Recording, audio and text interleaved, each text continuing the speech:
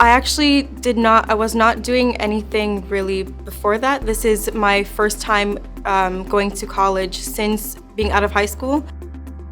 So for me, the Student Success Strategies course, it did help me a lot because it does help you find your studying style, and it shows you different ways that will help you for your own personality to be more successful in the course and how to adjust yourself to make it so you are more successful. I was very surprised at the lab equipment. For me, as new to the medical field, I wasn't expecting to be like a full lab setting, and it's very helpful because once I'm in the field and the practicum, I have a general idea of what the equipments will look like, how they work, and how to be around it, how to clean, how to perform like the centrifuge, for example, and how the precautionary measures in handling the specimens and how to be around the equipment.